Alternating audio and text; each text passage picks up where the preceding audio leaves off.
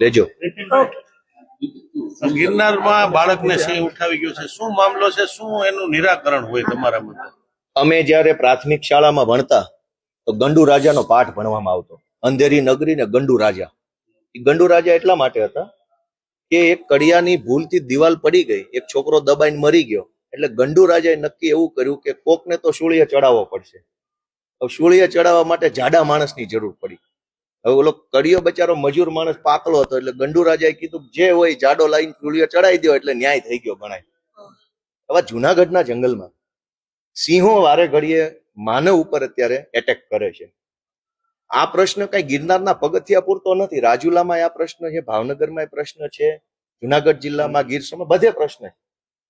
પણ અંધેરી નગરીના ગંડુ રાજાની મીટિંગ ગાંધીનગરમાં મળી અને ગંડુ રાજાએ નક્કી કર્યું કે હવે જે ગિરનારના પગથિયા ચડે અને ઉતરે એનું રજીસ્ટ્રેશન કરશું એટલે સિંહ નહીં ખાઈ જાય. એવું કોઈ તો ગંડુ રાજાને પૂછો કે અમે રજીસ્ટ્રેશન કરીને પગથિયા ચડીએ, એમાં સિંહને શું લેવા દેવા?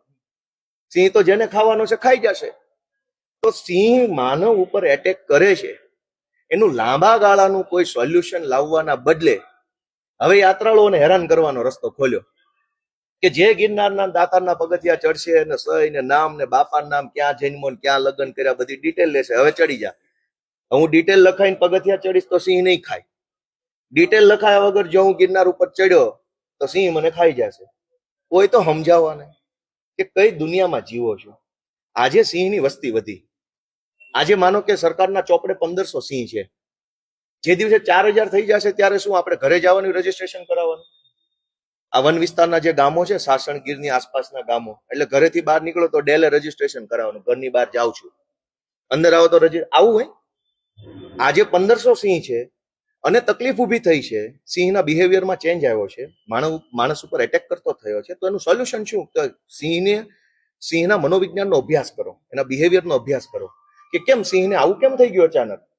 બીજું કે 1500 માંથી 2500 સિંહ જે દિવસે થઈ જશે તે દિવસે એને જગ્યા કેટલી જોઈશે, એટલી જગ્યા ગુજરાતમાં છે કે નહીં? નહીં હોય તો રસ્તો શું? સિંહનું હવે જે જન્મદર ઘટાડી દેવો કે જન્મદર કુદરતી રીતે હાલવા દેવો, એની ઉપર કોઈ ચર્ચા કરવાના બદલે દુર્ભાગ્યપૂર્ણ ઘટના બની પગથિયા ઉપર કે એક સિંહ એક બાળકને ખેંચી ગયો. હવે બધાનું રજીસ્ટ્રેશન, હવે રજીસ્ટ્રેશન કરાવીને પગથિયા ઉપર જાવ, સિંહ ખાઈ જાય કોની જવાબદારી? રજીસ્ટ્રેશન કરનાર ક્લાર્કની, કોન્ટ્રાક્ટરની, વન વિભાગના સાહેબોની, કોની? એટલે આ અંધેરી નગરી ગંડુ રાજા છે. કઈ પણ ઘટના બને એટલે ગંડુ રાજાની કમિટી મળે અને જાડો માણસ ગોતીને ફાંસીએ ચડાવી દો, ન્યાય થઈ ગયો. આ જ હાલે છે. મંડળીમાં આ જ ન્યાય, વનમાં આ જ ન્યાય, જમીનમાં આ જ ન્યાય, રોડ ખાતામાં ગંડુરા, બધે આ જ હાલે.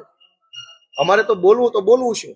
અમને તો દુઃખ થાય છે કે અમને પૂછો, અમે ધારાસભ્ય જનતાએ બનાવ્યા છે, ગીર વિસ્તારનો છે, અમને પૂછો કે ભાઈ આ સિંહ માણસ ઉપર એટેક કરે છે તો આનો રસ્તો શું? તો અમે અમારા ખેડૂતો પાસેથી સૂચન લઈને તમને કહેતા કે સિંહનું માઇગ્રેશન ઉપર વિચાર કરો, જંગલની જમીન વધારવા ઉપર વિસ્તાર કરો. ગીરની અંદર માલધારીઓ જે રહેતા હતા એના કારણે સિંહને ખોરાક અંદર ને અંદર મળી રહેતો હતો. હવે ખોરાક નથી મળતો એટલે એ ગામમાં આવે છે. શરૂઆતમાં જયારે સિંહ જંગલમાંથી રેવન્યુમાં આવ્યા તો માત્ર ઢોરનું મારણ કરતા, હવે માણસનું મારણ ચાલુ કર્યું. તો સિંહને ગીર છોડવાની ફરજ પડી છે. સિંહને જગ્યા ટૂંકી પડે છે. આજે 1500 સિંહ છે, કાલે 2500 સિંહ થાય. તો હું સરકારને એક જ વિનંતી ખેડૂતો વતી કરું છું કે જેટલા સિંહ છે જેના માટે જગ્યા નથી એ બધા માટે એક આલિશાન સિંહ કમલમ બનાવવામાં આવે ને એ કમલમમાં બધા સિંહને મૂકી દો અને દરેક સિંહોને પેજ પ્રમુખ તરીકેનો હોદ્દો આપી દો, એટલે અમારા ખેડૂતો શાંતિથી રહી શકે. આ શું રોજ ઉઠીને છોકરા ખેંચી જાય, રોજ ઉઠીને ખેતરોમાં મારણ થઈ જાય, જંગલ ખાતું આવીને અમને દબાઈ જાય? આ વાત વ્યાજબી નથી.